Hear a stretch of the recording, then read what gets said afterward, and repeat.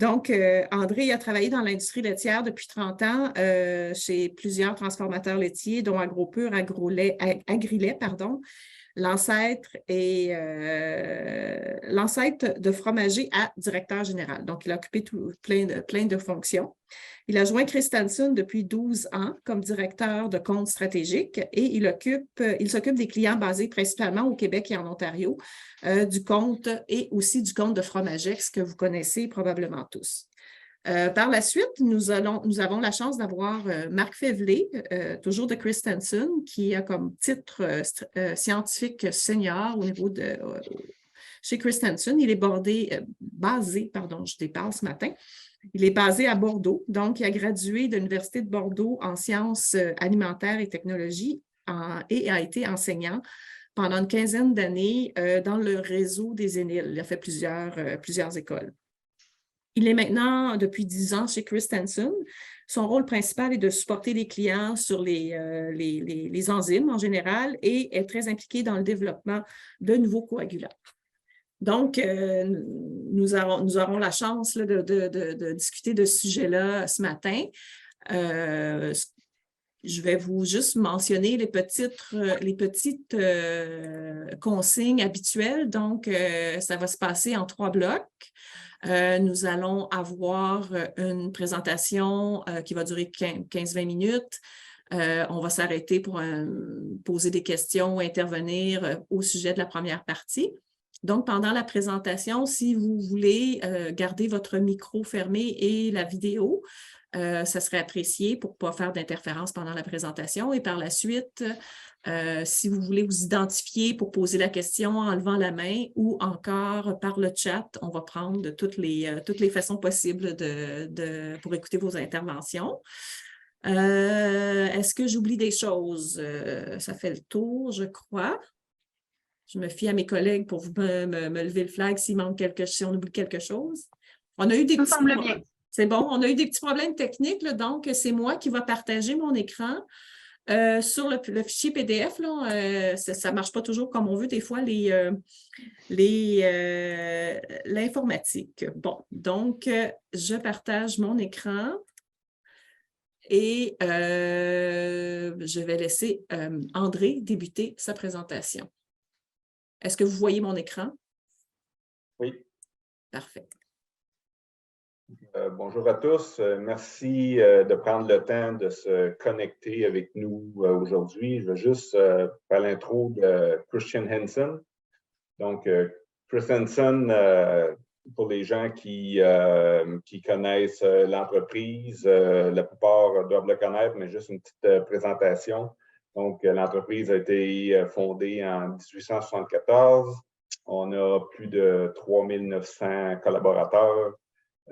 Chiffre d'affaires plus grand que 1 milliard annuellement. Petite donnée intéressante, plus de 1 milliard de personnes par jour consomment des produits qui contiennent au moins un ingrédient de Christian Hansen.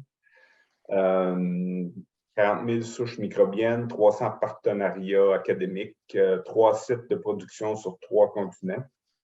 On est présent dans plus de 30 pays. Donc, la plupart des gens connaissent Christensen au niveau des cultures et enzymes alimentaires. Et puis, mais on est aussi dans d'autres secteurs. Mais dans les cultures alimentaires, évidemment, vous connaissez fromage et lait fermenté, c'est la division finalement que je travaille pour. On est aussi dans des levures pour les vins. On est aussi dans les probiotiques. On a aussi des cultures qui sont sans produits laitiers pour faire les nouveaux produits qu'on voit, soit fromage ou yogourt, non laitier ou vegan. Et on a une ligne de bioprotection aussi. Au niveau de la santé et nutrition, ben, on est en santé humaine et en santé animale, principalement avec les probiotiques. Tu peux continuer, Marie. Dans le fond, on est établi mondialement. Là, on voit les sites de production sur la map monde, principalement avec les sites de production, les sites de R&D et aussi les centres d'application. Donc, on est pas mal partout sur la planète. Je passe le flambeau à mon collègue Marc. Merci André. Donc bonjour à tous. Effectivement, je vous propose ici 3 blocs autour de la coagulation. Donc Marie, si tu peux passer l'introduction, s'il te plaît. Voilà. Donc il y a effectivement un premier bloc où on va s'attacher à la partie coagulant. J'ai quelques informations techniques à partager et à prendre en compte, notamment quels sont les critères de choix d'un coagulant, parce que effectivement, on a plusieurs choses à la gamme, et puis le coagulant, malgré tout, c'est quand même le point de départ par rapport à la problématique des rendements, mais aussi à la problématique de la fonctionnalité des fromages. La deuxième chose, c'est évidemment de souligner l'importance de la préparation des laits, notamment sur l'impact des traitements thermiques, sur comment finalement on arrive à gérer la récupération des protéines sériques dénaturées sans trop impacter la coagulation, sans trop impacter, pardon. Le dernier volet, c'est quand même une approche assez nouvelle sur lequel on a travaillé les 3 dernières années. Effectivement, on s'est rendu compte que une approche rhéologique permettait d'optimiser les process. Et c'est peut-être la dernière partie, c'est cette partie où j'aimerais vous sensibiliser à l'importance et à démystifier un peu ce qu'on appelle la fermeté, les temps de prise, et cetera. Puisque de mon point de vue, le plus important, c'est la gestion de l'égouttage. Donc voilà, 3 volets, un sur les coagulants, un deuxième sur la prépa des laits, un troisième sur comment on mesure et comment on peut interpréter derrière la coagulation. Donc on passe directement aux critères de choix, voilà. Donc nous, on a un descripteur qui est d'ailleurs, on n'est pas les seuls, les concurrents utilisent aussi ce descripteur. La première des choses, quand on recommande un coagulant, c'est que l'on signale, en tout cas on informe sur ce qu'on appelle le CP ratio. Alors le CP ratio, c'est quoi? Le CP ratio, c'est un temps de prise, donc c'est la valeur du C.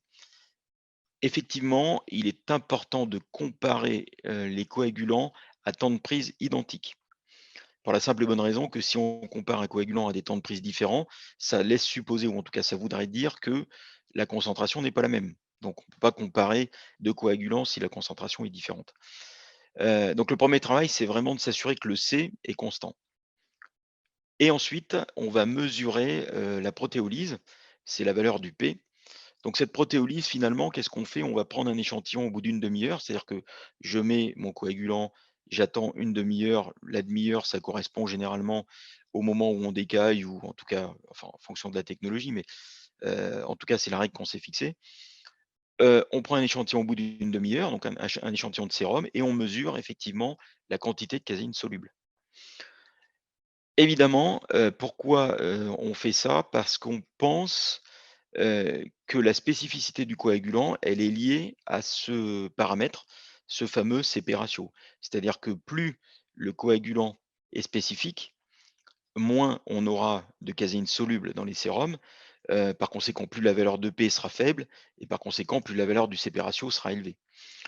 Ça nous permet de discriminer les coagulants que nous avons à la gamme, parce que la protéolyse, c'est quelque chose de fondamental sur derrière la qualité des produits. On s'est également aperçu que, d'un point de vue des rendements, il est préférable d'avoir une protéolyse limitée.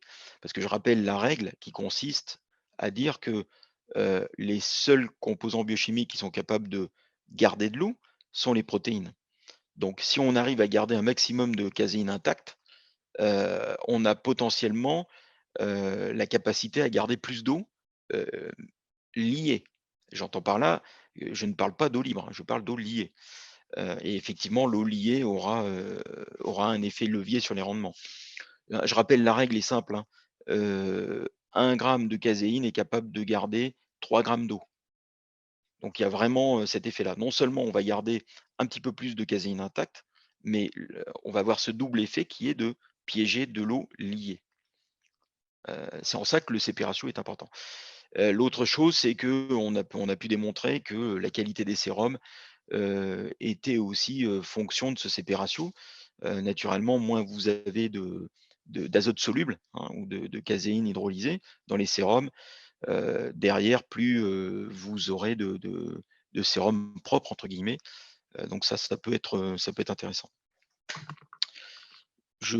Voilà, tu peux passer. Donc ça, c'est l'illustration derrière de ce qu'on peut trouver dans notre gamme, hein. On a 3 gammes, donc une gamme dite naturelle qui correspond à des présures, c'est-à-dire un mélange de pepsine et de chymosine à différents ratios.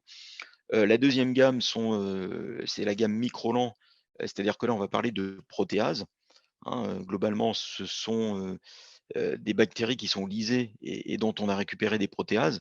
Donc là, en termes de spécificité, on se rend bien compte que les CP ratios sont relativement faibles, pour la simple et bonne raison qu'on a une multitude de protéases et donc des spectres protéolytiques plutôt larges.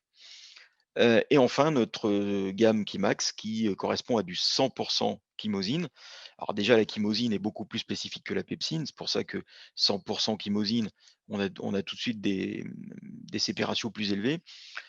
Mais les développements, enfin les récents développements en interne ont fait qu'on a travaillé une nouvelle génération de coagulants. Et là, on s'aperçoit que la dernière, alors c'est écrit tout petit à l'écran, mais le dernier bar graphe correspond à ce qu'on appelle la Chimax suprême, et on voit que le CP ratio est de 80, hein, c'est-à-dire qu'elle est pratiquement 4 fois plus spécifique, hein, c'est comme ça qu'il faudrait le lire, 4 fois plus spécifique qu'une 100% chymosine de première génération. Donc, on a des conséquences sur les rendements, on a des conséquences sur l'amertume, parce que je rappelle que l'amertume provient la plupart du temps de peptides amers, donc d'une protéolyse de la fraction bêta. Donc, on arrive à corriger ce défaut. Et puis, bah, oui, bien évidemment, en termes de fonctionnalité, le fait d'avoir un plus grand nombre de caséines intactes va jouer sur la rappabilité, sur le tranchage, etc., etc. Parfait, Maryse. Voilà. Alors, il est très important parce que pour avoir été sollicité de nombreuses fois par des clients, il est très important de comprendre que ce CP ratio, il est calculé dans des conditions bien spécifiques. Ce sont des conditions qui font l'objet d'une norme internationale, c'est-à-dire qu'on calcule le C à un pH de 6,50 à une température de 32 degrés. Tout ça sont des choses qui sont normées. Ce qui veut dire que là, par exemple, je vous ai donné, dans le graphe de gauche, les propriétés des différents, types de coagulants qu'on peut trouver, et donc on voit, sur les droites, qui oscillent un petit peu, on voit qu'effectivement, en fonction du type de coagulant, on peut avoir, des fermetés qui sont, un petit peu plus importantes. Donc les fermetés plus importantes, c'est tout à fait à mettre en relation avec, la capacité du coagulant par sa spécificité à dégrader beaucoup plus de fractions kappa et donc à générer beaucoup plus d'interactions hydrophobes. Alors je reviendrai sur ce point parce que c'est quand même, assez important d'avoir bien ça en tête quand on choisit un coagulant. Voilà, de la même façon, oui, on est capable de démontrer qu'on a une corrélation étroite entre la fermeté et la valeur du CP ratio. Suivante. Alors, effectivement, le CP ratio, je vous ai parlé de conditions particulières, hein, c'est-à-dire que le calcul, il est fait, je vous ai dit, à un pH de 6,50, 32 degrés, etc. C'est ce qu'on appelle la REM4. Alors, la REM4 comprenait relative, je ne sais plus ce que ça veut dire, relative milk clotting activity. Voilà, pardon, ça me revient. Donc, en fait, la REM4, c'est effectivement la publication, la norme, dans lequel, bah, effectivement, vous allez trouver les paramètres sur lesquels on peut calculer le CP ratio. Alors, il est bien évident que les clients enfin les gens, les fromagers qui travaillent dans des conditions proches de la REM4 vont se trouver dans le cas de figure de droite, c'est-à-dire que on devrait, ou en tout cas, on est censé trouver exactement les mêmes temps de prise, heu, quelle que soit la nature du coagulant, que ça soit une protéase, que ça soit une présure, que ça soit une 100% chymosine, hein. on devrait trouver le même temps de prise si et seulement si on travaille dans des conditions qui sont très, très proches de la REM4, c'est-à-dire à 6,50 et à 32°. En revanche, si vous êtes dans l'univers des pâtes molles, que vous avez un pH en présurage à 6,30, 6,35, vous êtes relativement éloigné de ces conditions de la REM4 et donc à isodose, hein, c'est pas parce que vous utilisez exactement les mêmes doses, les mêmes forces, les mêmes IMCU, on va dire, vous pouvez tout à fait avoir le cas de figure de gauche, c'est-à-dire, des temps de prise différents. Pour la simple et bonne raison que tous, nos coagulants et c'est vrai pour nos concurrents, ont des, sensibilités différentes au calcium, au pH, à la température et cetera et cetera. Donc ce qu'il faut bien comprendre, c'est qu'à un moment donné, on a besoin, d'une référence. Cette référence, elle est déterminée sous les conditions de la REM4 à 6,50 et 32°. Et donc dans ce cas-là, on peut tout à fait comparer des coagulants. C'est-à-dire que si on veut travailler à isodose, normalement, on a exactement les mêmes temps de prise, on devrait avoir à peu près les mêmes comportements. En revanche, si vous êtes dans des technologies éloignées de cette REM4, en gros, si vous faites autre chose que du cheddar, vous risquez d'avoir effectivement des ajustements à faire parce que vous n'aurez pas les mêmes temps de prise, vous n'aurez pas les mêmes fermetés, vous n'aurez pas voilà. Tout ça par rapport à la sensibilité du coagulant. Suivante. Donc voilà ce que j'ai un petit peu représenté, hein. Vous avez les conditions de la REM4 qui sont, sur la petite cible rouge, puisque ça correspond effectivement à 32° et 6,50. Vous avez un univers fromager, c'est-à-dire que vous avez les pâtes molles, vous avez les pâtes filées et cetera et puis vous avez les cahiers, très lactiques et on voit bien, que la REM4 ne couvre qu'une partie du cheddar. D'accord? Donc faites attention quand vous faites, des essais de coagulants, vérifiez bien que, soit vous êtes dans des conditions REM4, auquel cas vous pouvez travailler à isodose. En revanche, si vous êtes en dehors de la REM4, il y aura probablement des ajustements de dose à faire. Suivant. Voilà. Alors ce CP ratio, il est aussi, fonction, je vous l'ai dit, de la température et du pH. Ce qui veut dire que nous, on a un CP ratio qui correspond à 80 avec la Kimax suprême. Donc si vous regardez bien, 80, on est, effectivement dans un univers, proche de 6, voilà 84, 6,50, pour une température de l'ordre de 30-32. Hem, il y a des clients qui, utilisent, ce type de ce coagulant à des températures qui peuvent aller, un petit peu au-delà de 40 pour des raisons particulières, pour des applications très spécifiques. Dans ce cadre-là, on se rend bien compte qu'on diminue, hein, par exemple 40°, vous voyez? On est à 65. Ça veut dire qu'on perd la spécificité du coagulant. C'est-à-dire que, effectivement, plus vous augmentez la température et plus vous diminuez le pH en présurage, plus vous vous mettez dans des conditions où, vous risquez de dégrader vos rendements. Parce que les rendements fromagiers, encore une fois, sont liés à la spécificité du coagulant. C'est-à-dire que plus le coagulant est spécifique, plus vous allez avoir de caséine intacte et plus vous n'allez hydrolyser que la capa. Moins il est spécifique, plus vous allez dégrader, d'autres, fractions de caséine, hein, qui peuvent être majoritairement la bêta, et dans ce cas-là, effectivement, vous risquez de dégrader les rendements. À tel point que, si vous êtes, à des températures inférieures à 30, ça se peut dans le cas de caillé lactique, avec des pH qui sont, inférieurs à 6,2, finalement, vous dégradez de moitié le bénéfice que, ce type de coagulant pourrait vous apporter. Alors dans ce cas-là, ma recommandation, c'est effectivement de dire, ne prenez pas ce coagulant, partez plutôt sur un coagulant qui est un petit peu moins spécifique, parce que du coup moins sensible à l'effet pH et température. En revanche, si vous travaillez dans l'univers du cheddar, et j'ai envie de vous dire, faites bien attention, à votre pH en présurage. Le pH en présurage est quelque chose de fondamental sur la question des rendements, hein. C'est-à-dire que, heu, si vous standardisez votre pH en présurage et c'est bien normal, de façon à réduire les écarts types, faites attention de le laisser à une valeur qui serait, à minima 6,50, hein. N'allez pas sur des pH qui seraient plus bas si vous utilisez ce type de coagulant. Parce que derrière, vous perdez en spécificité.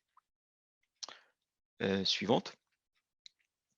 Alors c'est exactement le cas de figure. On a poussé les études un petit peu plus loin et en fait on s'aperçoit que, pour commencer la flocculation du gel, il y a effectivement 2 paramètres importants. Il y a, les forces de répulsion des micelles, qui est directement impacté par le pH, et puis finalement le pourcentage de casine kappa, que l'on a protéolysé. Par conséquent, si vous travaillez un pH très, très élevé, il vous faut un maximum de pourcentage de kappa protéolysé. C'est-à-dire qu'on a des forces de répulsion qui sont tellement importantes, qu'on est obligé de quasiment dégrader la totalité de la kappa. Si vous dégradez la totalité de la kappa, vous renforcez le nombre d'interactions de type hydrophobe et donc vous améliorez la structure du gel, la fermeté, et on verra quelle incidence ça a dans la troisième partie. Mais en tout cas, c'est très bénéfique pour les rendements.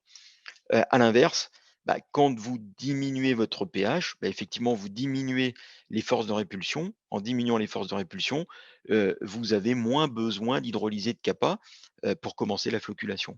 Et donc vous perdez, des interactions hydrophobes et donc vous favorisez ce qu'on appelle l'agrégation, mais pas, la réticulation.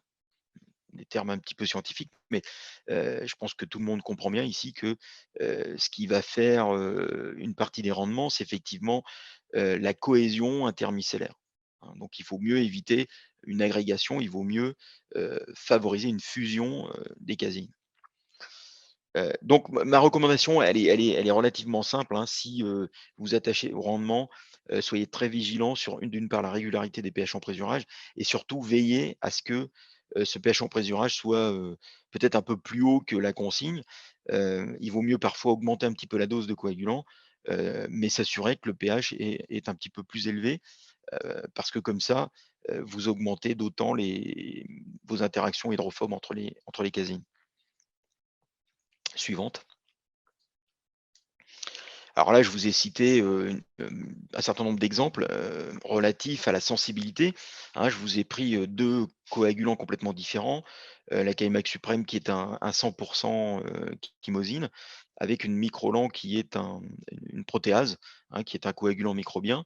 Bon, on voit effectivement, heu, que la sensibilité, donc ici, au pH, est différente. C'est-à-dire que la chymosine est quand même un petit peu moins sensible au pH que ne le serait, une protéase. Voilà. Donc effectivement après voilà, en fonction de vos recettes, en fonction de vos contraintes process, en fonction d'un tas de choses, on peut effectivement vous conseiller d'aller sur tel et tel coagulant, bon sachant que, heu de toute façon, pour les problématiques de rendement, il vaut mieux favoriser hem, de la spécificité, hein, c'est-à-dire 100 chymosine et dans les meilleures conditions qui soient. Suivante. Alors, quand on parle d'activité protéolytique, parce qu'en fait, le rôle du coagulant, il est sur 2 étapes, 2 phases. La première chose, ce qu'on attend d'un coagulant, c'est effectivement, d'avoir une bonne qualité, de cahier, hein, heu, donc d'avoir, un réseau de gel suffisamment organisé. La deuxième particularité du coagulant, c'est que, vous avez toujours une partie résiduelle dans votre cahier, qui va s'exprimer durant l'affinage. Alors il faut savoir que, par exemple, en pâte molle, 50 de la protéolyse est imputable à la quantité résiduelle de coagulant dans le cahier. Alors effectivement, pour un cheddar, ça sera beaucoup moins puisque, comme il y a beaucoup plus d'égouttage, le fait d'enlever plus de lactosérum, contribue aussi à éliminer beaucoup plus de coagulants. Malgré tout, on a des ratios qui peuvent aller, aux alentours de 20, parfois plus, 20-30 de protéolyse qui est, imputable, au résiduel de coagulants dans le cahier. Donc il y a bien un côté protéolytique, apporté par le coagulant durant l'affinage. Et là, ce que montre le graphe ci-dessous, c'est que, quand on utilise des coagulants à fort CP ratio, comme la Kaimax Suprême, on ne change pas la dynamique de protéolyse, hein. C'est-à-dire qu'au cours des jours, on voit bien qu'on augmente, de façon linéaire cette protéolyse. Par contre, bah, effectivement, le niveau protéolytique est beaucoup plus faible, tout simplement parce que la Kaimax Suprême est beaucoup plus spécifique. C'est-à-dire qu'une fois qu'elle a hydrolysé la kappa, en principe, elle ne va pas attaquer les autres fractions. Alors, la conséquence de ça, c'est quoi? C'est que vous avez moins de protéolyse dans le temps. Donc, ça veut dire que vous pouvez augmenter vos durées de vie.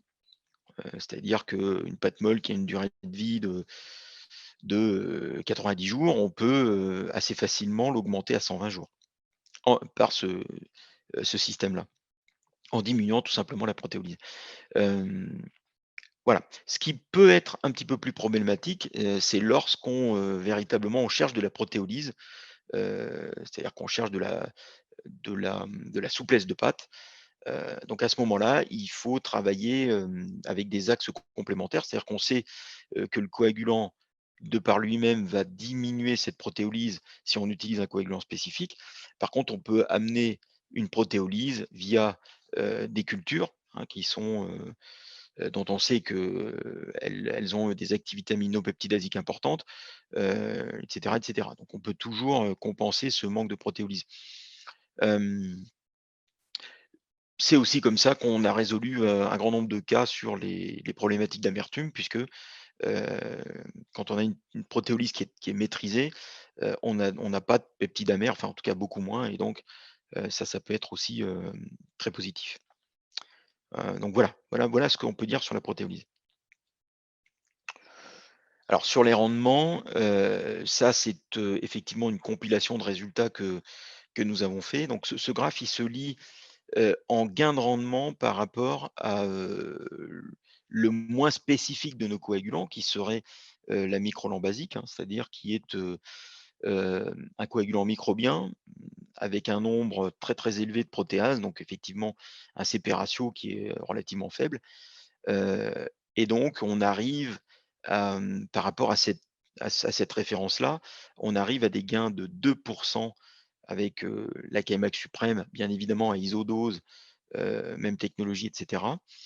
Sachant que, je parle ici de rendement corrigé, hein. C'est-à-dire que, en fonction des cas et en fonction, de la régulation de la, réglementation, on peut envisager, 4 voire plus, de rendement économique, hein. C'est-à-dire que si je prends en compte, la rétention l'amélioration de la rétention d'eau parce que, j'ai des casines qui sont intactes, on a souvent eu par expérience des rendements qui sont au moins supérieurs à 3 mais en rendement économique.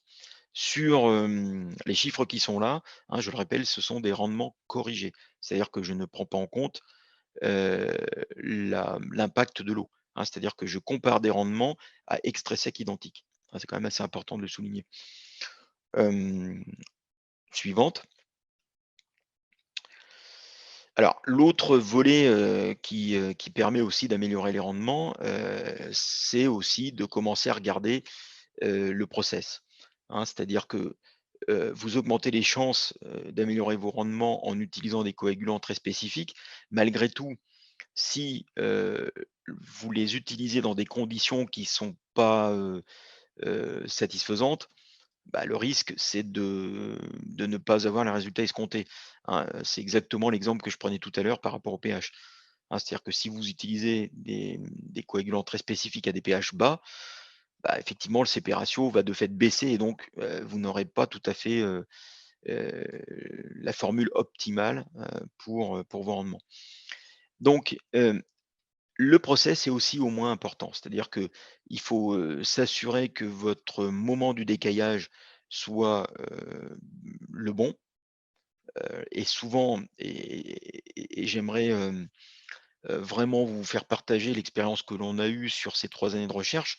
Heu, le, le concept qui tend à dire qu'il vaut mieux décailler à fermeté maximale, je suis pas sûr que ça soit aujourd'hui la meilleure façon de procéder. C'est vrai sur certaines technologies, mais c'est complètement faux sur d'autres. C'est comme ça que, si vous faites un peu de biblio, vous allez tomber sur la publi de Johnson, qui lui dit qu'effectivement, si on veut augmenter la rétention de matières grasses dans le cahier, il y a vraiment un moment, de coupe très très spécifique. De la même façon pour les protéines. C'est-à-dire que si vous décaillez trop tôt et si vous décaillez trop tard, on est dans 2 extrêmes où effectivement, vous allez dégrader vos rendements. Alors je vais revenir là-dessus. Suivante. Alors ça, c'est ce qu'on s'est amusé à faire, hein, alors que si on prend la problématique de la rétention de matière grasse, vous voyez ici 2 images en microscopie confocale. Donc les points rouges sont les matières grasses, les la teinte verte, on va dire ça comme ça, c'est le réseau protéique. En fait, la protéine est colorée par de la fluorescéine, donc vert, et puis les matières grasses sont colorées par de la rhodamine, donc en rouge. Hem, les points noirs représentent des cavités, en fait, hein. On s'aperçoit, qu'on a une espèce de rigole verte, au milieu de l'image de gauche. On a exactement cette même rigole verte sur l'image de droite, mais qui fait plutôt, une espèce d'étoile. En fait, cette rigole, elle correspond à la soudure de 2 grains et au niveau de la soudure de ces 2 grains, j'ai bel et bien cette rigole verte. C'est-à-dire qu'on a réussi à démontrer que les pertes en matière grasse, sont essentiellement à la périphérie du grain de caillé. Donc ça veut dire que, effectivement, si on voulait, limiter les pertes en matière grasse, il y a effectivement des liens entre la fermeté, des grains, mais aussi la taille du grain. Sachant que la taille du grain, elle est liée à la fermeté. Donc vous voyez, au bout d'un moment, tout, heu, finalement se recoupe. Diapo suivante. Voilà, donc on s'est amusé à modéliser un petit peu ça. Et en fait, si je schématise un grain de caillé, vous allez avoir la répartition des globules gras dans ce grain de caillé et donc on voit que, les globules gras qu'on risque de perdre sont les globules gras qui sont à la périphérie du grain de caillé. Par rapport à ça, on voit que, en fonction de la taille du grain, heu, effectivement, plus le rapport surface-volume est élevé, moins on aura de pertes. A contrario, plus, le rapport, surface-volume, sera faible, plus on va augmenter finalement les surfaces de contact et plus on va, favoriser les pertes en matière grasse.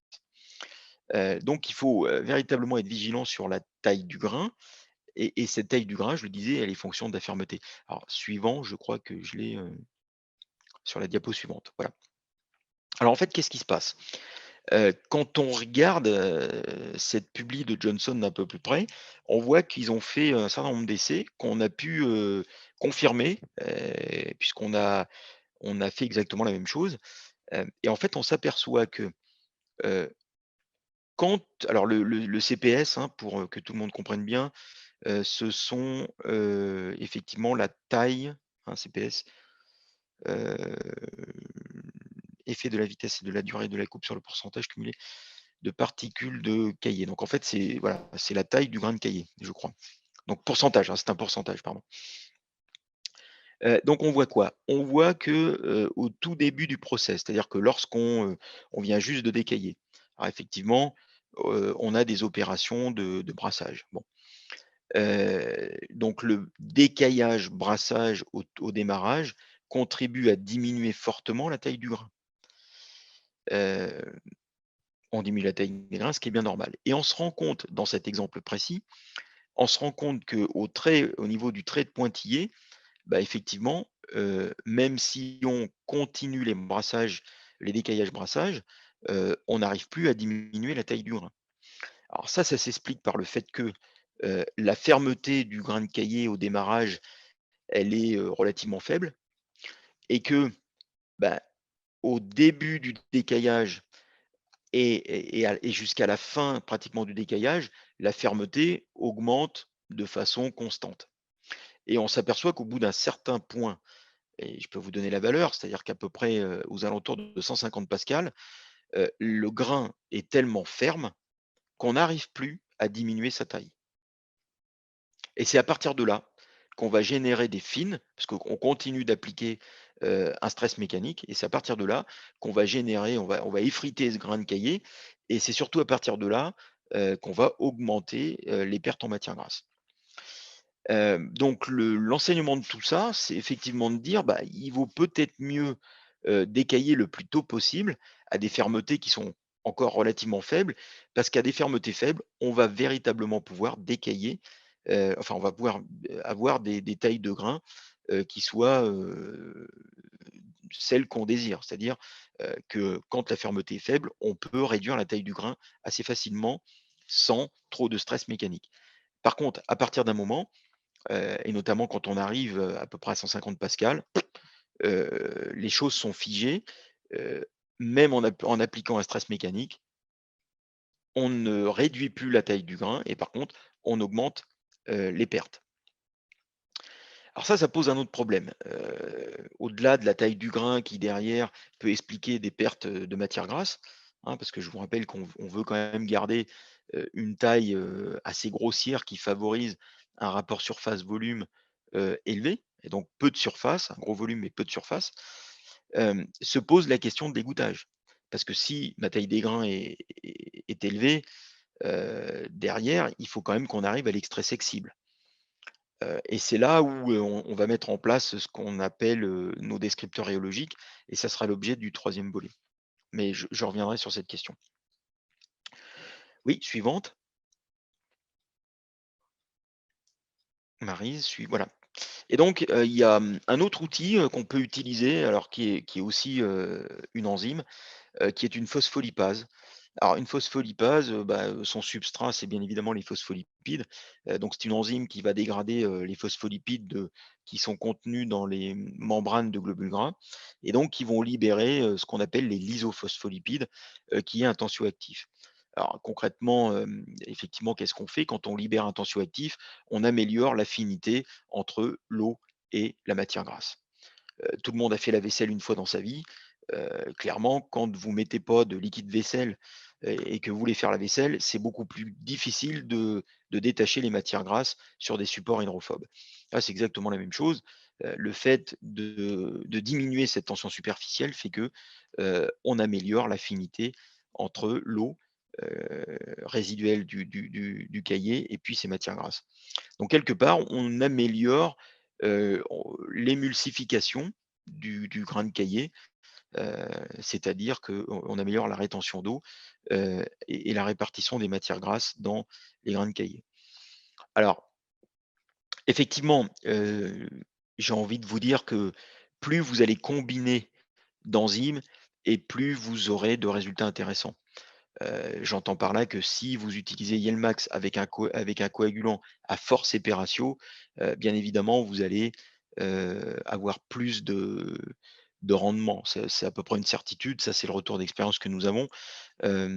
Clairement, le fait d'avoir une meilleure organisation, un plus grand nombre de caséines intactes et ensuite une meilleure affinité entre l'eau et les matières grasses, effectivement, tout ça cumulé vous permet d'avoir à la fois des nouvelles fonctionnalités, mais surtout des rendements plus intéressants.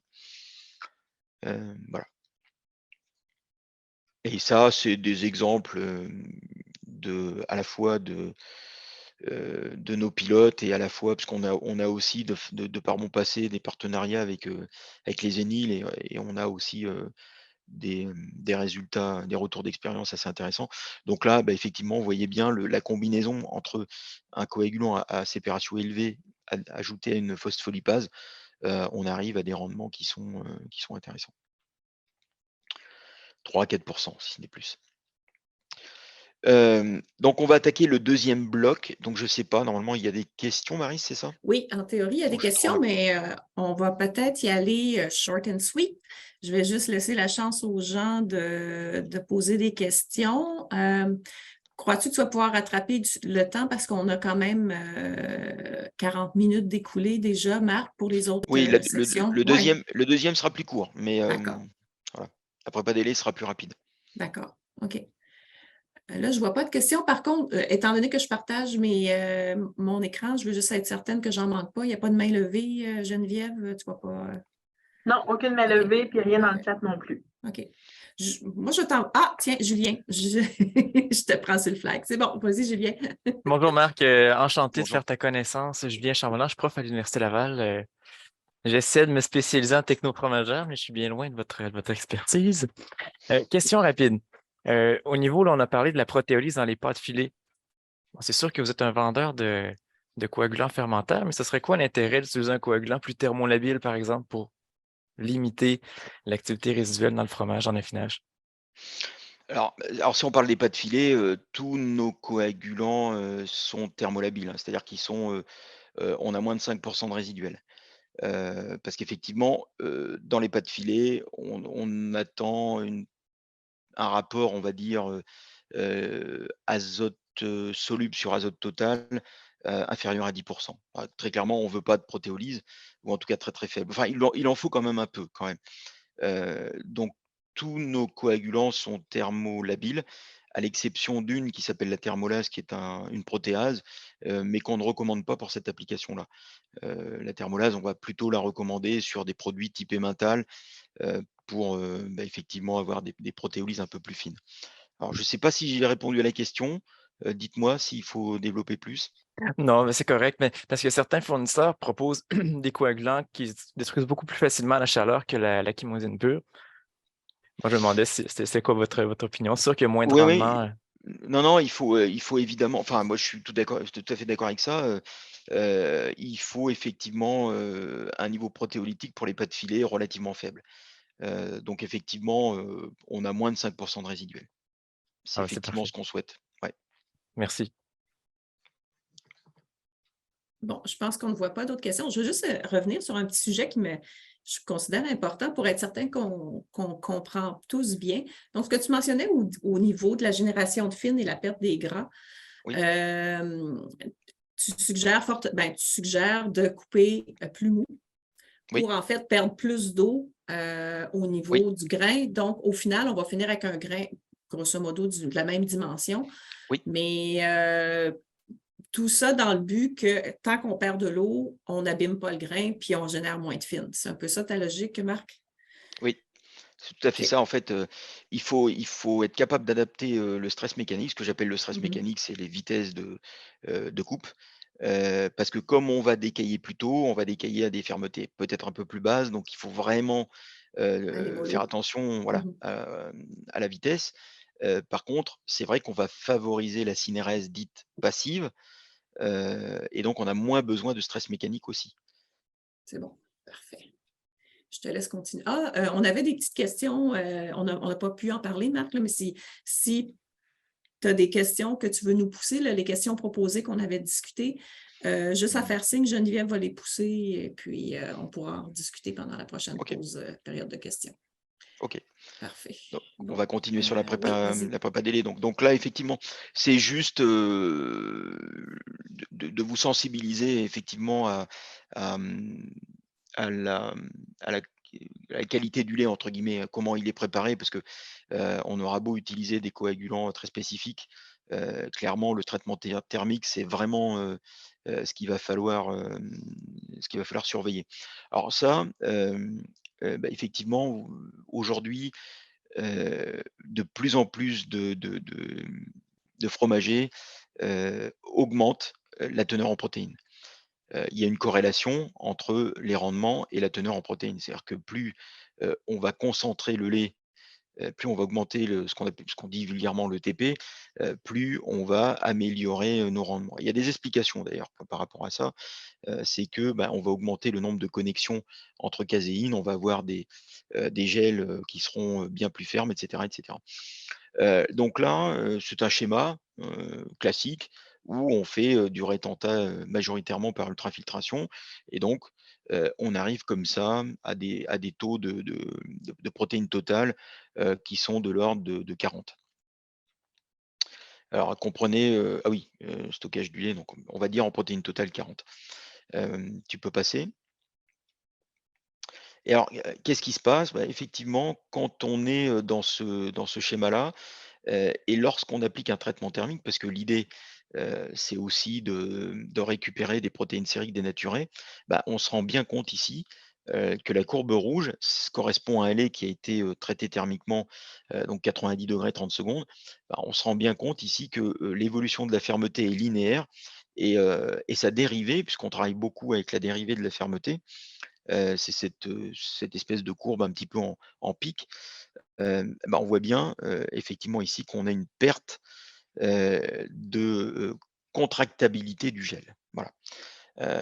Ça, je le développerai en dernière partie. Mais très clairement, voilà, les traitements thermiques ça conduit à des gels qui sont beaucoup plus mous, beaucoup plus difficiles à décailler et beaucoup plus on perd finalement en aptitude à l'égouttage. Suivante. Et donc cette aptitude à l'égouttage, un des moyens de la récupérer, c'est de compenser par des retentats microfiltrés ou en tout cas par de la caséine native, hein, c'est-à-dire des MPC qui permettront effectivement de retrouver une certaine fonctionnalité. Vous avez ici le graphe sur cette photo en fonction du traitement thermique, vous avez la quantité de protéines sériques que l'on peut dénaturer. Voilà. Alors, ça va très très vite, hein, puisque le ratio, c'est à peu près ça, c'est que pour 1 gramme de protéines de sériques dénaturées, il vous faut à minima ajouter 2 grammes de caséine. Voilà. Suivante. Alors ça, je vais aller très brièvement parce qu'après, il y a la gestion du calcium. J'ai énormément de questions sur comment est-ce qu'on doit gérer le calcium. Alors c'est vrai que quand on fait un traitement thermique, vous avez la petite abaque en bas à droite. Quand on fait, admettons, un traitement thermique de 80 degrés 20 secondes, vous avez la correction qui est de 0,05. Dans la pratique, vous vous rendez compte que les fromagers en mettent beaucoup plus, si ce n'est beaucoup, beaucoup, beaucoup, beaucoup plus. Tout simplement parce qu'on a cette sensation qu'en mettant beaucoup de calcium, on retrouve une bien meilleure fermeté. Alors, ce qui est dans les faits exact, mais qui change terriblement la propriété des caséines. Parce que le fait de mettre beaucoup de calcium, de chlorure de calcium, et notamment juste avant la coagulation, fait que on va favoriser la forme précipitée, puisque le calcium est insoluble, il faut le savoir.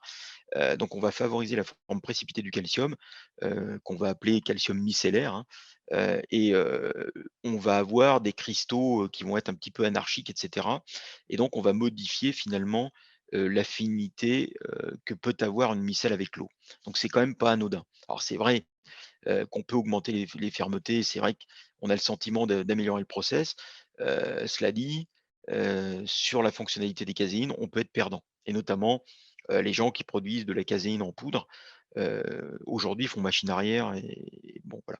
Donc il faut quand même l'avoir en tête. À chaque fois que vous mettez du calcium, vous induisez aussi un biais au niveau du pH. Hein, c'est-à-dire que vous allez vous allez libérer des protons tout simplement parce que le calcium va se fixer sur le phosphate, parce que le calcium va venir sur une forme précipitée avec le phosphate. En se complexant avec le phosphate, vous allez libérer un proton et donc de fait le pH diminue. Et c'est véritablement ça le piège puisque le pH diminuant fait que vous allez déminéraliser votre caséine. Et donc peut-être que vous allez améliorer vos fermetés, mais derrière vous allez vous retrouver avec une coquille vide entre guillemets. Voilà. En fait, soyez bien vigilants sur la gestion du calcium. Et puis après ça, il faudra bien se poser la question de savoir à quel moment on met le calcium. Est-ce qu'il faut le mettre en maturation physique? Est-ce qu'il faut le mettre juste avant? Ça aussi, c'est fonction de votre process. Et donc là, je ne peux pas faire de généralité, il faut vraiment raisonner au cas particulier. Mais Monsieur Blanchette vous aidera puisque il a été formé et bien formé. Suivante. Donc voilà, là je vais répéter ce que j'ai déjà dit, hein, donc faites attention dans votre standardisation du lait au ratio caséine, ou en tout cas au ratio protéines sériques caséine ou protéines sériques protéines totales. C'est véritablement là les protéines sériques sont intéressantes par rapport à la récupération d'eau, mais d'un point de vue rhéologique, on favorise l'agrégation, hein, on favorise la viscosité et non l'élasticité. Ça, c'est un point important. Suivante. Alors, un des moyens très connus et très utilisés, donc là, je vais passer très rapidement, c'est de faire ce qu'on appelle de la microparticulation. Moi, je suis relativement favorable à ça parce que c'est une technique qui fonctionne très très bien, qui est simple. Donc, ça consiste à récupérer votre sérum, appliquer un traitement thermique de façon à dénaturer ces protéines sériques. Vous appliquez une homogénéisation de façon à réduire la taille de ces protéines sériques, et puis vous augmentez leur réincorporation dans le cahier. Et de fait, vous n'avez pas forcément besoin de rajouter des caséines natives puisque les protéines sériques, une fois microparticulées, se comportent comme de la matière grasse. C'est-à-dire qu'elles n'interfèrent pas sur la micelle. Donc, c'est tout à fait possible. Alors, attention, je vous ai sorti cet exemple parce que j'ai été aussi relativement sollicité sur des problématiques de texture. Quand vous faites de la microparticulation, faites bien attention à vos pressions premier et deuxième étage, à savoir que plus vous avez une pression élevée, plus vous allez diminuer la taille des protéines sériques dénaturées. C'est ce qu'on voit clairement sur le graphe ici.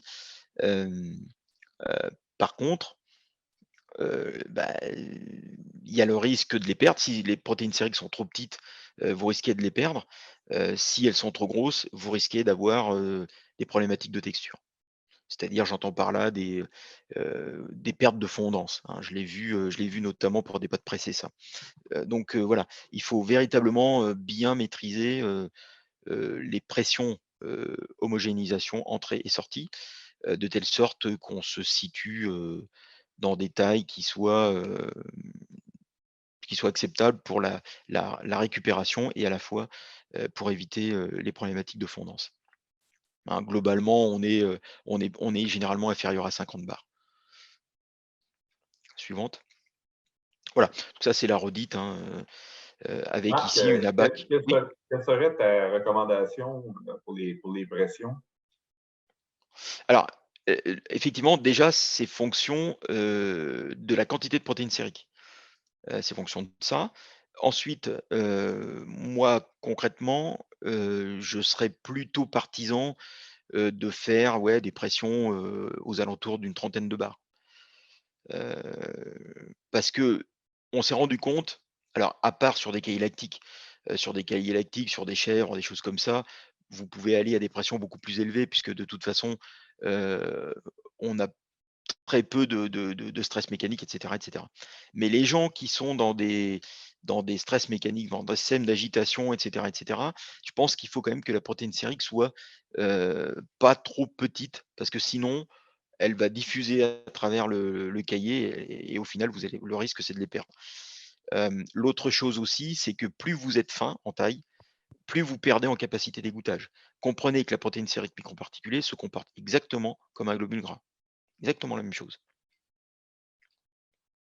On a une question, on la prend, Ouais, je j'ai sais une petite pas. question, ouais, Oui, s'il vous plaît. oui, je vous écoute. Oui, vous dites de la taille de microparticules de protéines sériques dénaturées. C'est quoi la taille moyenne que vous recommandez? Alors, ce qu'il faut savoir, c'est que la taille moyenne d'un porc, c'est-à-dire que si je prends un grain de cahier, on a des porcs, tout simplement parce qu'on va exercer une pression, je vais en parler tout à l'heure. La taille moyenne d'un porc, c'est aux environs de 3-4 microns, en fonction du pH, enfin, en fonction des paramètres physico-chimiques que vous allez appliquer. Donc voilà, 3-4 microns. Ça veut dire que c'est tout simple. Si vous êtes plus gros, les protéines sériques n'iront pas dans les porcs. Si vous êtes plus petit, elles vont dans les porcs et ça sera perdu. Voilà. Donc il faut, j'ai envie de vous dire, en taille, il faut quand même viser la quinzaine de, enfin 10, oui, il faut être 10-15 microns. Maximum, c'est 10, 15 microns, c'est ça? Comment? Oui, c'est ça. Le 10-15 maximum. microns. OK. Non, il n'y a pas de maximum. C'est après, vous pouvez faire plus gros. C'est aussi fonction de votre produit. Mais oui, enfin, je pense que raisonnablement, 10-15 microns, parce qu'après vous allez au-delà, vous risquez d'avoir une perte de fondance. Donc après, c'est un OK. ajustement à faire. Merci beaucoup. Je vous en prie. Donc on va continuer, mais j'arrive au bout, hein. Je vous avais dit que cette session était très courte, voilà. Et donc par contre, l'approche rhéologique, il y a pas mal de choses à dire. Donc On va donc quand même Maryse, voir est-ce que s'il y a d'autres oui. questions, s'il y en a qui veulent se lancer. Donc, on peut peut-être juste faire le parallèle quand on parle de dénaturation des protéines sériques entre une dénaturation en chauffant les laits versus une dénaturation d'un WPC dénaturé qu'on ajoute. Quelle serait ta recommandation par rapport au gain de rendement? Lequel est favorable? Alors c'est assez compliqué parce qu'en plus de ça, quand on utilise une poudre, se pose aussi le problème de la réhydratation. souvent les gens ne prennent pas en compte ça. C'est-à-dire que de visu, vous prenez une poudre, vous mettez de l'eau, on agite, on a de visu le sentiment que c'est en parfaite solution, enfin c'est en solution, ce qui n'est absolument pas le cas. Pour mettre une poudre, même si elle est soluble, enfin même si elle est relativement soluble, il faut à minima monter à 45-50 degrés quelques heures, hein. C'est déjà très important. À contrario d'un rétenta, qui lui, le rétenta, il n'y a pas besoin d'hydrater évidemment. Hem, L'autre chose, c'est que l'environnement calcique est très important. C'est-à-dire que effectivement, quand on va concentrer un lait dont on va récupérer le perméat, ce perméat, si vous le chauffez, il y a un environnement minéral. C'est-à-dire que il y a du calcium et donc le fait d'avoir ou pas du calcium va faire qu'on va dénaturer les protéines sériques de façon totalement différente. Et donc derrière, on va pas tout à fait avoir les mêmes choses. C'est la raison pour laquelle il y a beaucoup de gens qui font de la diafiltration. C'est-à-dire que bah, vous pouvez diluer un petit peu votre rétenta de façon à éliminer du lactose et y compris des minéraux, et puis ensuite vous pouvez faire des traitements thermiques. De la même façon qu'il y a des gens qui récupèrent les rétentats pour diluer après derrière les concentrats, enfin les rétentats. Donc on prend des perméats, c'est-à-dire qu'on fait de la surconcentration, et on récupère des perméats pour rediluer, etc., etc. Donc ça veut dire il y a une complexité au niveau de des techniques membranaires aujourd'hui qui fait que c'est très difficile de répondre à ça. Mais oui, il y a protéines sériques et protéines sériques, ça c'est très clair. D'accord. Bon, je vais te laisser continuer, Marc, vas-y, puis... Moi, je peux rester toute la Ouais. soirée, hein. Enfin, oui, puisque ici en Europe, il est 5h30, mais oui, c'est un sujet enfin, qui est passionnant, c'est clair. C'est bon. Alors, le dernier volet, c'est effectivement l'approche rhéologique, et c'est peut-être là, j'ai gardé le meilleur pour la fin, parce que vous allez comprendre, je pense, plein de choses, et notamment quelque chose qui est passé complètement inaperçu, et c'est là que je voudrais réinsister. Alors, quand on parle de rhéologie, bah, effectivement, on va reprendre l'existence, c'est-à-dire que dans cette science dite de rhéologie, vous avez des modules. Donc il y a le module visqueux, le module élastique, pour caractériser un gel. Alors évidemment, dans le cas d'un gel laitier, on se retrouve dans un système complexe qui est dit un gel visco-élastique, c'est-à-dire qu'on a à la fois la composante visqueuse et à la fois la composante élastique. Alors la composante visqueuse, on voit bien ce que ça veut dire, c'est un épaississement des colloïdes. Et quand on parle d'élasticité, bah, c'est effectivement la capacité du gel à retrouver sa position.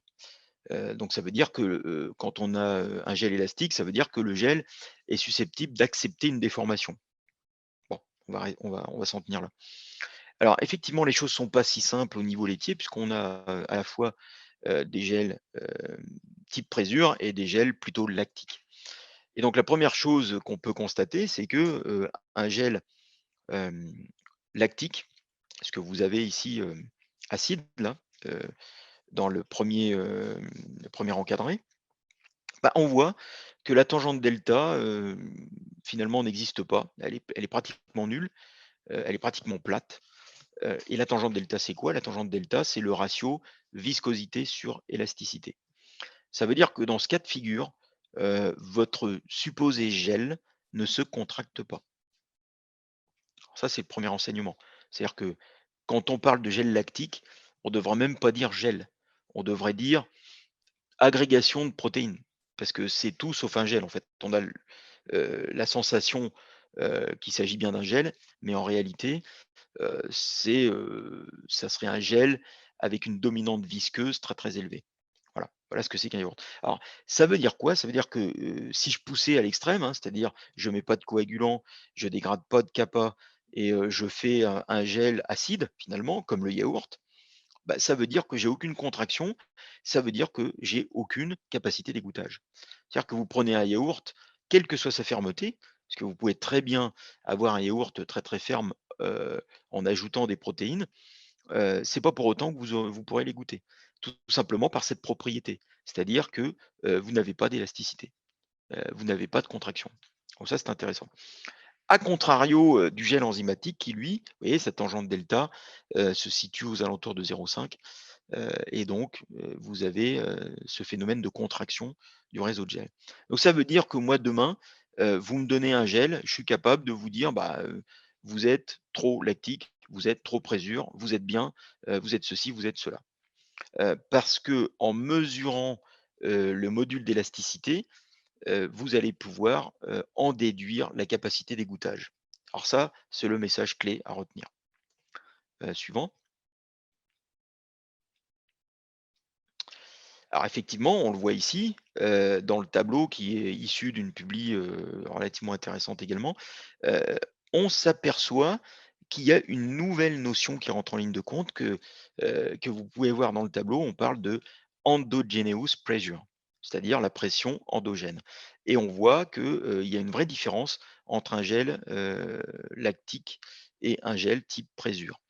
On a des indications aussi de tangente delta. Bon, ouais. Vous noterez au passage que la perméabilité, hein, c'est-à-dire finalement la porosité des grains de cahier, elle est relativement identique qu'on soit lactique ou présure. Donc c'est véritablement cette espèce de force de contraction qui change et qui explique un univers fromager conséquent.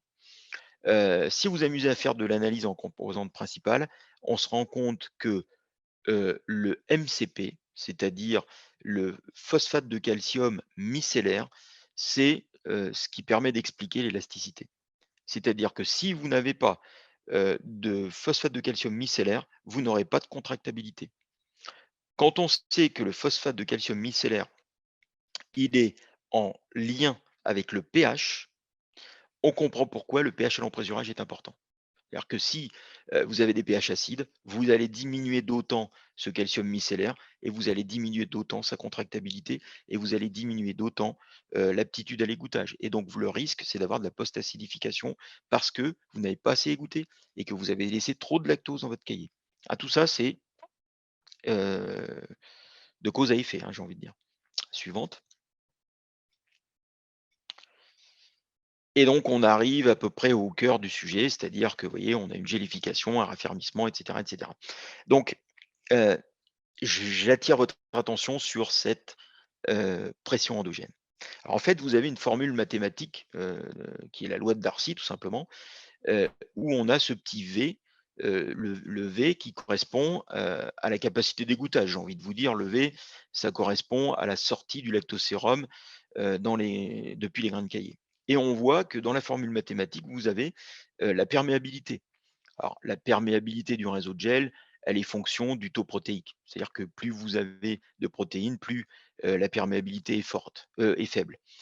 Donc, si cette perméabilité est faible, on est en droit de supposer que on a une meilleure rétention de matières grasses, des choses comme ça. N, c'est la viscosité. La viscosité, c'est une constante. Le delta X, c'est effectivement la taille des grains de cahier. C'est-à-dire que, voilà, on retombe sur cette problématique-là, c'est-à-dire que plus votre grain de cahier est petit, plus vous allez pouvoir favoriser l'égouttage, mais au détriment des pertes, puisqu'on vient de voir que plus la taille était petite, plus vous exposez des surfaces et plus vous allez, plus vous risquez d'éliminer effectivement des globules gras. Donc la seule véritable variable, c'est ce fameux delta P. C'est-à-dire que vous créez une pression à l'intérieur du réseau de gel. Alors comment c'est possible ça? Tout simplement parce que au démarrage, vous avez du lait. Donc du lait, vous avez des caséines qui sont individuelles, libres, qui se repoussent même d'ailleurs. On hydrolyse les fractions kappa, et ça c'est important. Plus on hydrolyse de fractions kappa, plus vous allez créer une espèce de fusion intermicellaire. En créant ces fusions grâce au phosphate de calcium, vous allez générer des interactions de plus en plus fortes et donc vos micelles vont se contracter. C'est-à-dire que tout cet ensemble va se resserrer. Vous allez emprisonner de l'eau, c'est-à-dire qu'il y a de l'eau qui va être emprisonnée dans cette espèce de canevas de caséine. Cette eau qui va être emprisonnée, grâce à ces forces de contraction, cette eau, elle va monter en pression. C'est ce qu'on appelle la pression endogène. Et donc, qu'est-ce qui va se passer? Vous allez rentrer dans un état physique dit métastable, c'est-à-dire que vous montez en pression, donc vous n'êtes pas stable. Qu'est-ce qui va se passer? L'eau qui est emprisonnée va faire en sorte qu'elle va s'opposer à cette contraction et de fait, elle va dilater et donc vous allez augmenter la taille des pores. Ça, le fait d'augmenter la taille des pores, vous allez passer de 3 microns à peut-être 4, 5, 6 microns. Donc ça veut dire derrière que vous allez favoriser d'autant la perte de petits glomérules gras. D'accord? Alors qu'est-ce qu'on fait? Eh ben, c'est là que ça devient intéressant parce que si vous êtes capable de décailler au moment où ma pression est maximale, ça veut dire que vous avez pratiquement plus besoin de stress mécanique, tout simplement parce que imaginez-vous en train de scier une sphère qui est sous pression, très clairement, dès l'instant où vous allez commencer à décailler, paf, vous allez avoir une expulsion de sérum quasi instantanée et quasi complète, tout simplement parce qu'on a de la pression. Je rappelle, cette pression, elle est fonction effectivement du pH et du phosphate de calcium, de la température, de toutes ces composantes physico-chimiques et naturellement du type de coagulant également. Parce que plus vous allez créer d'interactions hydrophobes, plus vous allez générer ces forces de contraction, donc cette pression. Donc voilà, la taille des pores, elle est effectivement fonction du moment du décaillage. C'est-à-dire que si vous décaillez tardivement dans le process, vous aurez une porosité énorme, mais c'est pas pour autant que vous allez pouvoir égoutter, parce que dès l'instant où les pores se dilatent, la pression chute, et si la pression chute, j'égoutte plus. Enfin, toute proportion gardée. J'égoutte moins en tout cas. Marie, suivante. Et donc c'est exactement ce qui se passe ici. On a fait on a pris des photos au microscope confocal. Alors on les a pas colorées, pardon là. C'est du noir et blanc. Par contre, ce qui est intéressant, c'est qu'on voit bien les protéines à T0 qui sont très très diffuses. Et progressivement, à mesure qu'on a coagulé, on voit que effectivement, on a progressivement, on va créer des zones, enfin des pores, quoi, tout simplement, des zones, des petits canaux qui vont permettre l'évacuation d'à peu près tout, hein, euh, en tout cas du lactosérum principalement. Alors, si vous regardez d'un point de vue rhéologique, et c'est ça qui est intéressant, on a développé un appareil qui s'appelle le Coagusense. Alors peu importe le principe physique, le principe il est mécanique, c'est-à-dire que on va appliquer un stress mécanique, une oscillation sur un échantillon, et donc on est capable de mesurer la déformation de ce gel. Alors plus la déformation est élevée, plus le module élastique est élevé, et donc vous avez en bleu clair la courbe de l'évolution de la fermeté. Alors, ce qu'on appelle fermeté, c'est aussi le module élastique, G'. Avec des pascals, hein, une valeur de Pascal. Donc là, on est à des fermetés qui sont de 250 pascal, donc ça c'est assez classique, et en tout cas c'est fonction du taux protéique initial. Plus intéressant, lorsque vous faites la dérivée de ce module élastique, c'est-à-dire que lorsque vous faites le delta G' sur le delta T, on obtient cette courbe plus foncée, et la courbe plus foncée est relativement bien corrélée à la pression. C'est-à-dire que le moment où la pression est maximale correspond au pic de cette dérivée, c'est-à-dire le dG' sur dt. C'est-à-dire que là, concrètement, on a une pression maximale à 10 minutes, hein, c'est-à-dire à 1, mais il faut regarder l'échelle, hein, donc ça correspond à 10 minutes. Donc ça veut dire que si vous décaillez à 10 minutes, c'est là où vous allez égoutter très très fortement. C'est pas nécessaire de mettre beaucoup d'énergie, il suffit juste de décailler pour permettre l'évacuation du sérum de façon passive.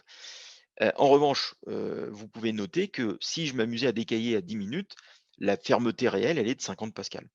50 pascal, c'est pas beaucoup. Donc c'est là où on peut faire de l'optimisation de process, mais pour ça, il faut venir avec l'appareil, le mesurer, regarder, etc., et prendre en compte aussi le stress mécanique. Parce que 50 pascal, c'est très très peu. En revanche, c'est ce qu'on a fait il n'y a pas longtemps, hein. On a décaillé pour une technologie emmental à 50 pascal. On a d'excellents résultats puisque effectivement, c'est là où on égoutte le plus. Il suffit juste d'adapter le cycle, en tout cas le stress mécanique. Suivant.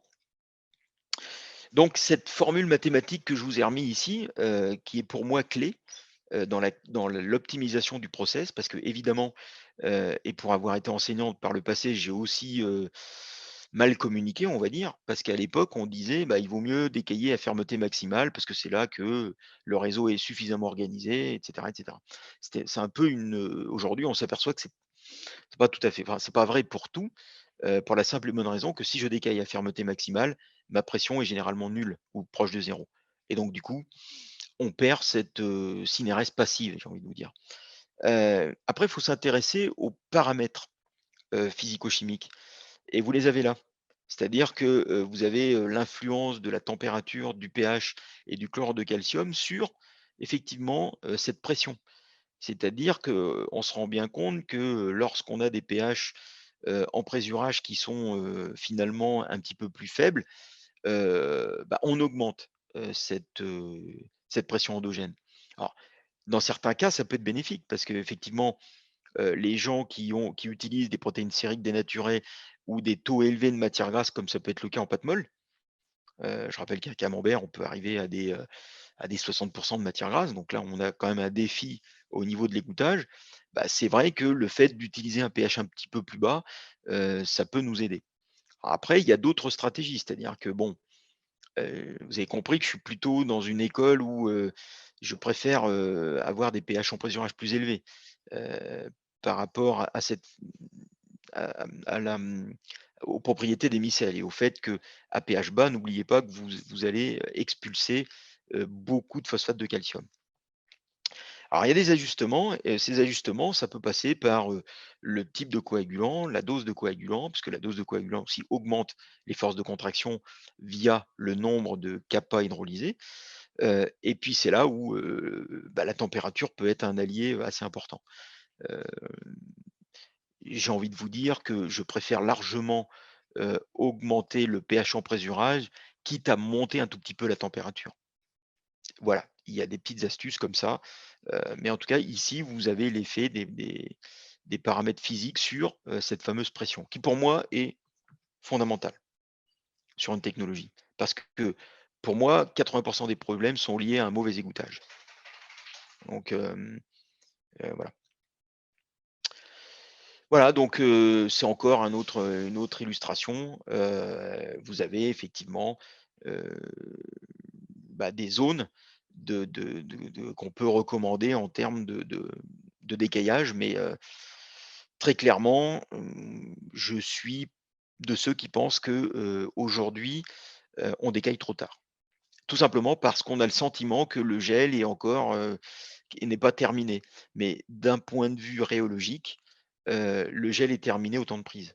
C'est-à-dire que lorsque ça floccule, le gel est terminé, tout simplement parce que la tangente delta n'évolue plus. Après, la fermeté continue d'évoluer tout simplement parce que, on ressoude, des unités, qui étaient individuelles. C'est-à-dire que voilà, heu, la trame est là et avec le temps, ben, on récupère des unités qui étaient encore libres, mais pour moi, la déstabilisation, elle est à compter du moment de flocculation. Suivante. Alors voilà, ça c'est un autre exemple de l'importance du taux protéique. On voit j'aime bien cette photo parce qu'on voit quand même très, très bien, la porosité, hein. Vous avez ici, 4 clichés A, B, C, D, qui correspondent à des taux protéiques, allant de 3,7 jusqu'à 5,8. Enfin, 5,8 ça fait beaucoup, vous allez me dire. N'empêche qu'aujourd'hui, la tendance, c'est quand même d'être, plutôt à 4 et voire plus. Et on se rend compte, dans la partie dans le dernier cliché, hein, que, finalement, la taille des pores est beaucoup plus petite que dans, les clichés précédents, A, B, C. La taille des pores est beaucoup plus petite, tout simplement parce que, comme j'ai augmenté le taux protéique, j'ai beaucoup plus d'interactions, caséine-caséine et du coup, je n'ai pratiquement aucune déformation liée, à la pression endogène. C'est-à-dire que le phénomène est identique, je déstabilise des caséines, les caséines, se contractent, elles appliquent une pression, sauf que j'ai tellement d'interactions hydrophobes que finalement les interactions hydrophobes peuvent tout à fait accepter cette pression et donc la taille des pores est très peu modifiée, en tout cas beaucoup moins que dans les cas précédents. Ce qui veut dire que oui, enrichir les laits, on le voit très clairement, on a une porosité qui est vraiment limitée et on voit bien que la porosité ne veut rien dire sur l'égouttage. Parce qu'encore une fois, on pourrait dire: «Bah, j'ai moins de porosité, donc j'égoutte moins». Non, c'est faux, puisque des laits à 4,8 s'égouttent très, très bien. Donc c'est pas un problème de taille des pores, c'est vraiment un problème de pression. L'avantage de diminuer la taille des pores, c'est effectivement, de limiter les pertes. Parce que, c'est exactement le même phénomène que quand vous allez à la pêche. Pour ceux qui sont pêcheurs, si vous allez à la pêche avec une taille avec une maille de filet, grosse ou petite, vous allez pas attraper le même nombre de poissons. Ouais, excusez-moi, c'est un peu tordu par les cheveux, mais alors, ça, c'est un exemple intéressant, je vais passer rapidement, mais c'est une fois de plus pour vous montrer le parallèle qu'il y a entre la rhéologie et puis, le pH à l'emprésurage. Hem, Vous avez des images, au confocal, toujours pareil, fluorescéine plus rhodamine, et vous avez ici le suivi de la fermeté. Alors, il n'y a rien de pire qu'un effondrement de fermeté.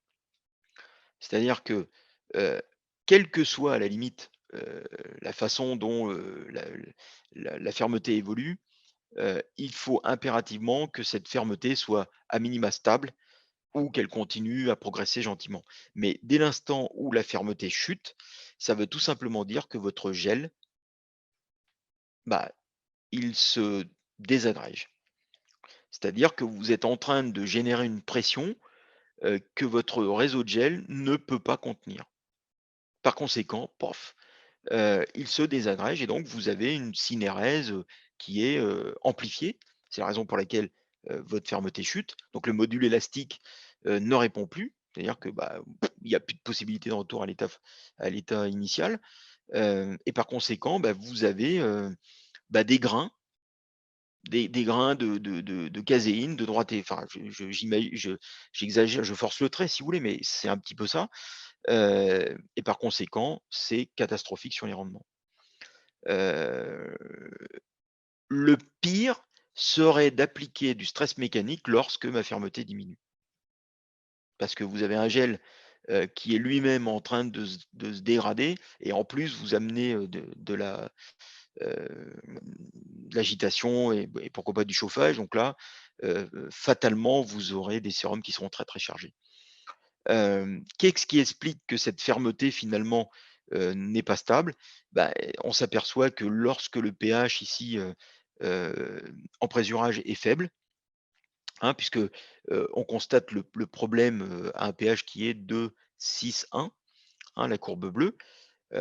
Donc à pH 6,1 effectivement, on voit bien que la fermeté, ne tient pas. Bah, tout simplement parce qu'à 6,1, vous allez solubiliser un grand nombre de calcium micellaire et par conséquent, bah, en solubilisant ce phosphate de calcium micellaire, bah, vous diminuez d'autant les forces de contraction, en tout cas la fusion intermicellaire. Par conséquent, comme vous avez moins d'interactions hydrophobes, bah, vous avez d'une part moins de contraction, mais en tout cas, le gel est très fragile. Voilà. Donc le pH en présurage est quelque chose à surveiller. Et on est capable aujourd'hui de faire le lien. Alors c'est vrai que quand, un client, nous contacte parce que, bah, il voit que ses sérums sont relativement chargés, bah, il suffit simplement de faire l'analyse rhéologique et si jamais on s'aperçoit que la fermeté, n'est pas stable, bah, c'est véritablement un axe de travail, au-delà du type de coagulant et cetera et cetera. Ça veut dire que le process n'est pas calé ou qu'il a été modifié, bon voilà. Suivante. Voilà, donc là, c'est encore un exemple où vous avez, 3 cas de figure, hein, au niveau phosphate de calcium. C'est-à-dire que vous avez, MPC, où on a volontairement diminué la quantité de phosphate de calcium micellaire. Vous avez la référence qu'on appelle le contrôle et vous avez, ici un enrichissement en phosphate de calcium, micellaire, et donc on voit bien que les le réseau de gel est totalement différent et effectivement, lorsqu'on manque de phosphate de calcium, on a ce risque de synérèse, en tout cas de problème de stabilité de fermeté. Bon, pas grand-chose de plus à dire là-dessus. Voilà, donc c'est typiquement ce qu'on a pu voir, hein. On s'est amusé à faire jouer différents pH et par contre, on a mesuré les quantités de phosphate de calcium. Et donc, et en parallèle, on a mesuré aussi la rhéologie du gel. Ben, très clairement, lorsque j'ai pas de phosphate de calcium, en tout cas lorsque j'ai enlevé une partie de ce phosphate de calcium et à des pH relativement faibles, ben, je me retrouve dans la configuration pratiquement d'un yaourt, c'est-à-dire que j'ai plus de, vous voyez, la dérivée devient nulle, la dérivée de la fermeté devient nulle. Lorsque cette dérivée devient nulle, bah, il n'y a pas de pression. S'il n'y a pas de pression, bah, le gel, on peut parler d'agrégation. Enfin, en tout cas, on est en présence d'un gel visqueux. Bon, voilà. C'est pour ça que cette analyse rhéologique permet de bien différencier les types de gel et dans certains cas, de vous dire, bah, vous êtes un petit peu trop présure ou élastique ou vous êtes, à contrario, un petit peu trop lactique. Bon, la tendance, c'est quand même de dire qu'on est souvent un petit peu plus lactique que présure. Tout simplement parce que le fait de standardiser les laits, le fait de rajouter des protéines sériques, etc., vous oriente tout doucement vers du lactique, vers de la viscosité. Suivante. Voilà, j'arrive à peu près à la fin de cette présentation où bah, effectivement, voilà, l'appareil, il est portable, il est simple d'utilisation. Ça permet de faire plusieurs choses. Ça permet à la fois de voir si votre process est répétable, parce que mesurer un temps de prise n'est pas satisfaisant. Mesurer un temps de prise, c'est très bien et continuez à le faire pour ceux qui le font. Par contre, vous ne vous intéressez pas à la fermeté. C'est-à-dire qu'un temps de prise, ça restera de toute façon un temps. Sachant que ce temps, on l'a vu, il y a uniquement à 6,50 et à 32 degrés qu'il est significatif. Au-delà de ça, les temps de prise peuvent varier en fonction du type de coagulant, puisque, encore une fois, les sensibilités ne sont pas les mêmes. Donc voilà. Mesurer le module d'élasticité ainsi que la contractabilité du gel, c'est beaucoup plus pertinent. Et donc, vous pouvez très bien vérifier si vous êtes répétable, si vous avez toujours les mêmes fermetés ou les mêmes contractions, ce qui n'est pas forcément le cas. On sait très bien que d'un temps qu'à l'autre, on a un environnement minéral qui peut varier.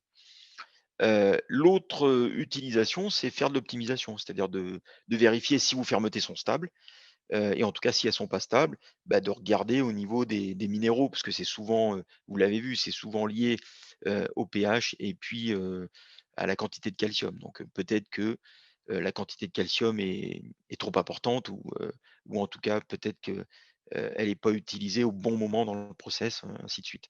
Ou peut-être que la phase de maturation est trop courte. Enfin, bah, il y a plein de raisons. Et l'autre chose, c'est que l'appareil peut vous donner le moment optimum du décaillage. Nous, très clairement, aujourd'hui, on l'utilise dans notre pilote de façon quotidienne. C'est-à-dire qu'on s'est aperçu que, à la limite, quelle que soit la fermeté au décaillage, vous pouvez très bien décider de travailler à 200 pascal. Très bien décider de dire, moi, je décaille toujours à 200 pascal. Même si je pense que c'est trop tard, parce que trop ferme. Mais quelle que soit la fermeté à laquelle vous avez décidé de décailler, si vous décaillez toujours à même fermeté, vous allez réduire les écarts types des pois fromages. Tout simplement parce que la dynamique d'égouttage sera rigoureusement la même.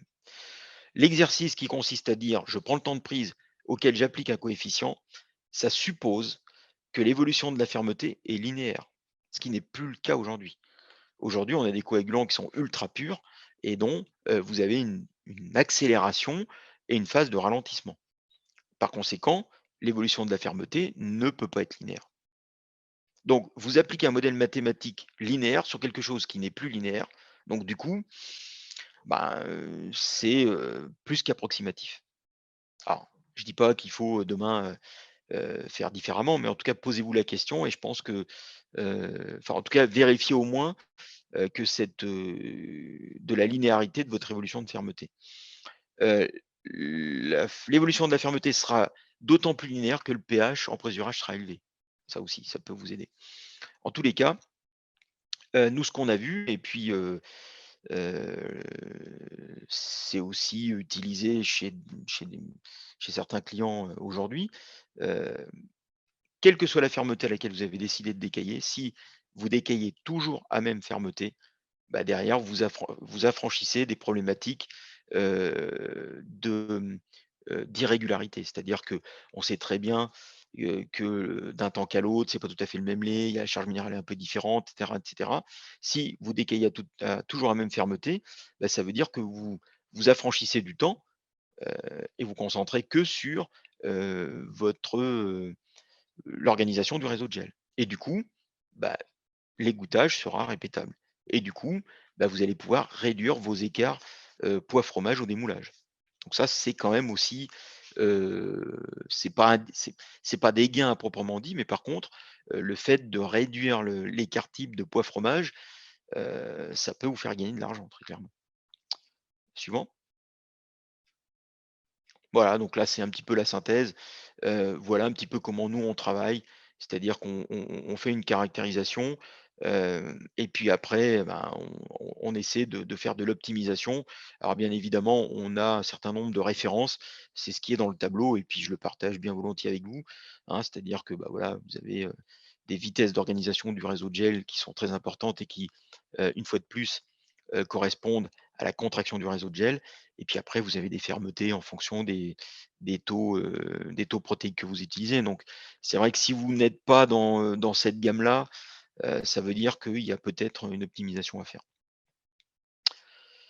Bon, je crois que j'ai terminé. Voilà, je crois que j'ai terminé ma présentation. 18 heures pile. Merci beaucoup, Marc. Vraiment très intéressant. J'avais du mal à descendre les diapos parce que j'étais trop concentrée à t'écouter. Mais bon. Non, mais je pourrais faire une spéciale pour toi, Marie, si tu veux. OK, c'est bon. Écoute, Marc, petite question. Est-ce que j'ai bien compris, mais est-ce qu'il peut y avoir un danger à, par exemple, ne pas avoir de coagulance et utiliser une Kaimax suprême dans le sens qu'on pourrait créer plus de problèmes si on ne coupe pas au bon moment?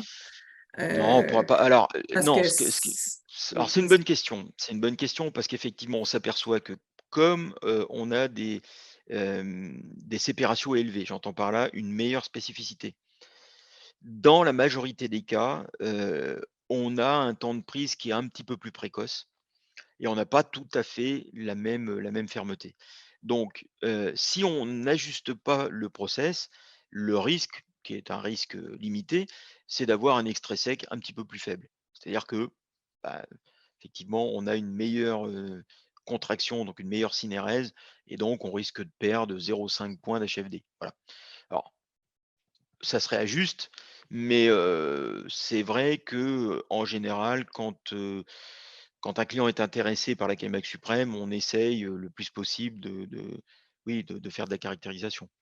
Mais il y a des clients qui sont passés directement à ça, tout simplement parce que ils avaient des problématiques, soit d'amertume, soit Mhm. de toute autre chose. Et on arrive assez rapidement à caler le process, très clairement.